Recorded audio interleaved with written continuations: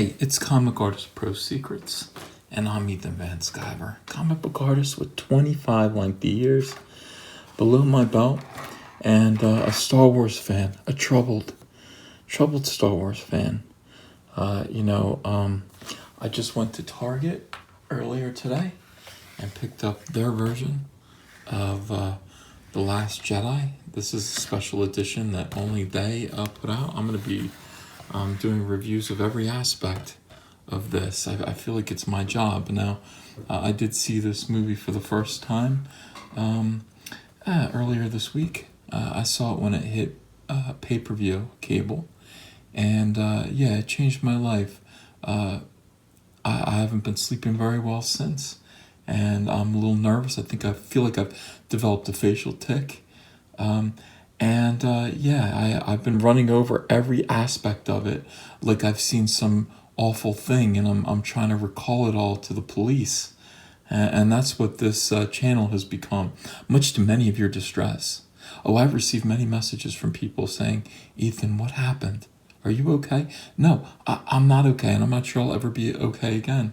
And I blame Ryan Johnson. I also blame Kathleen Kennedy, too.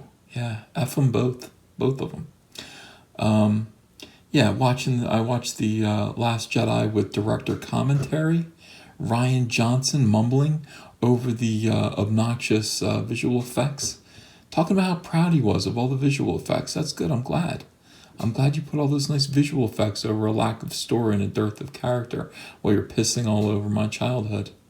It looked nice, Ryan. It looked nice. And by the way, listening to you recount all the behind-the-scenes stuff about this movie, a little bit like listening to someone who's assaulted you go over with relish all the details of the assault, of the crime in court. I imagine the families of Ted Bundy's victims must have felt like that. It wasn't pleasant. We've got another movie coming up, and it's just too soon. It's just, I don't know if I can take it. It's coming up. It's like in 2 months. In 2 months, we've got the Han Solo Star Wars spinoff. It's called Soylo, a Star Wars story. Han Soylo.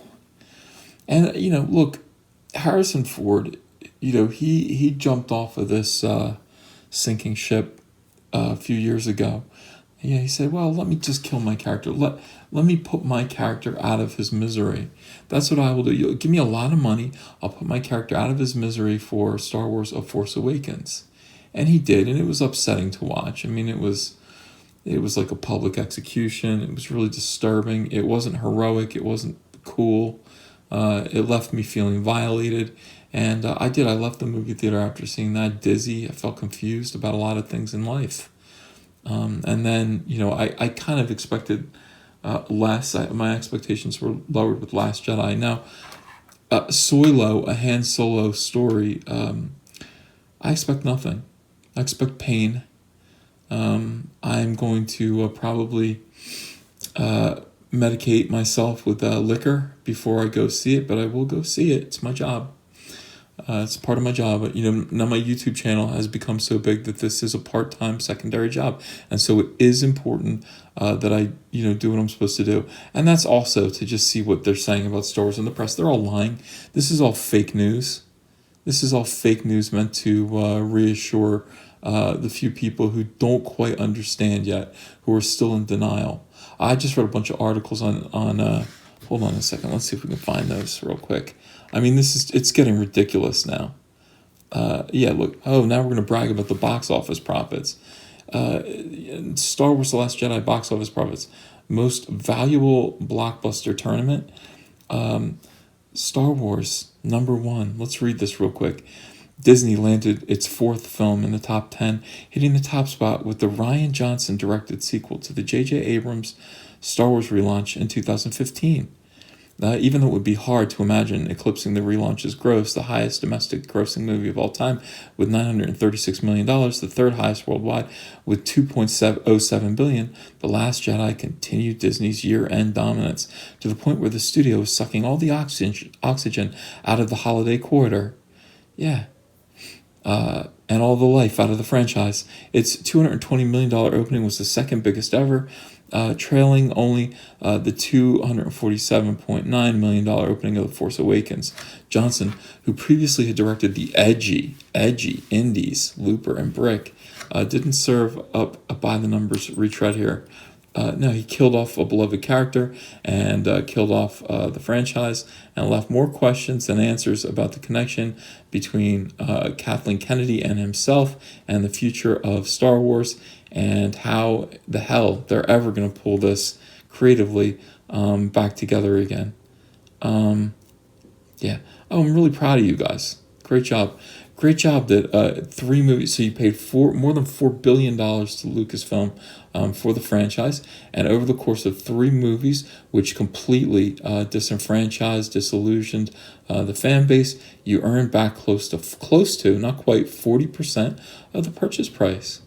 Where are you going to get the other 60%? Because we ain't coming. We ain't coming. Yeah, collective profits of over $1.5 billion. Yeah. All right, good luck. Good luck to you. Maybe you'll get back to 50% after Ryan's trilogy is over. If his trilogy indeed does happen, I do have my doubts. All right, so let's get back to this stupid article. Look at his face. Look at that. Look at Chewbacca. He's just like, yo, where's Han Solo? I thought this was about Han Solo. Whoever said there's no such thing as bad publicity was clearly not thinking about the Death Star-sized pulse of negative buzz that has hit Solo, a Star Wars story, over the past year. There was the firing of the Lego movie directors Phil Lord and Christopher Miller, followed by their replacement by the Hollywood veteran Ron Howard. I love Opie. I don't know what he's going to do. I don't know how he's going to save this. Then there was the lukewarm reaction to the first trailer for Alden Ehrenreich's first turn as the curmudgeonly space smuggler. Curmudgeonly. Is that the word that we would use to describe Han Solo? Curmudgeonly? I mean, that is odd. That is an odd choice of words to describe Han Solo. Yeah, I don't know. The Emperor, curmudgeonly. Mr. Burns from The Simpsons, curmudgeonly. Han Solo, not so much, no. Devil May Care, yeah, that's a better phrase. Followed by suggestions that some Star Wars acolytes are actively willing the film to fail. No, we're not willing it to fail, even though I think it'd be funny if it does. I think actually we're just resigned.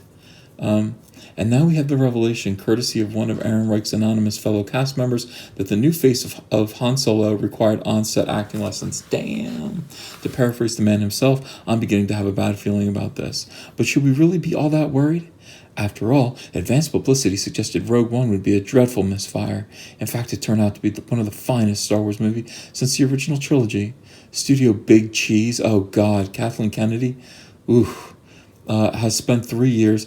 Women don't want to be referred to as cheese. You don't want to talk about women and call them cheese. Cheese smells bad. Cheese smells a certain way. Don't do that again, please. God. She spent 3 decades proving herself capable of alchemy, so why should we doubt her now? Oh, yeah, she turns gold to lead. She's doing great. If Rogue One taught us one thing, it's that the path to great movie making is not important, provided the filmmakers get there in the end. Perhaps more than any other saga, Star Wars... Listen to this propaganda. As if we don't see what's happening right in front of our eyes. We're going to these movies.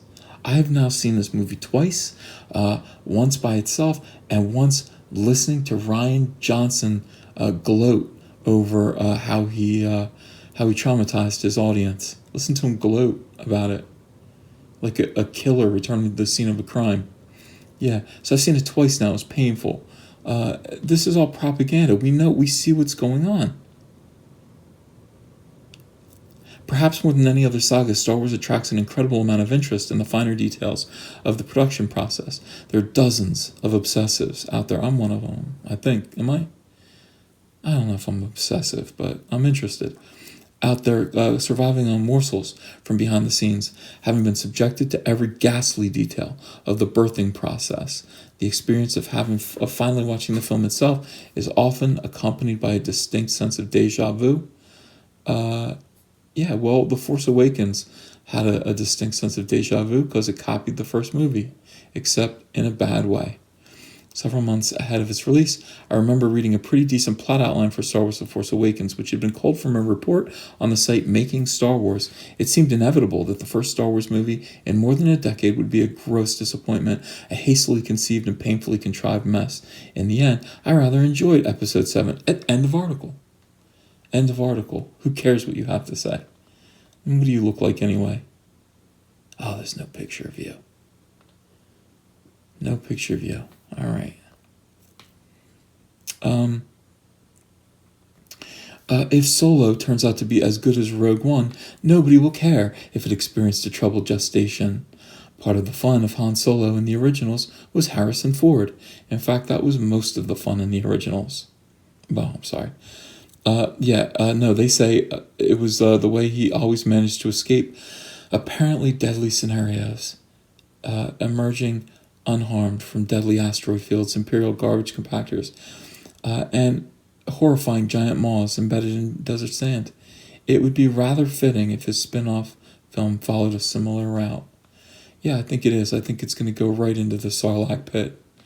Similar route, straight down, to be digested over 1,000 years. This is going to be a very strange movie, and I do predict more like it. I think it's a better way to go than Rian Johnson trying to create new characters. I have no faith in him doing that. I believe Star Wars Babies is the way to go, like Muppet Babies. Let's do Muppet Babies versions of all of the characters that we actually care about. This time, let's get people that can act. I'm not sure that he can, but yeah, let's see Luke Skywalker. What was he like at age 12? Who knows? Who knows? Let's do something like that. Let's do Little Princess Leia.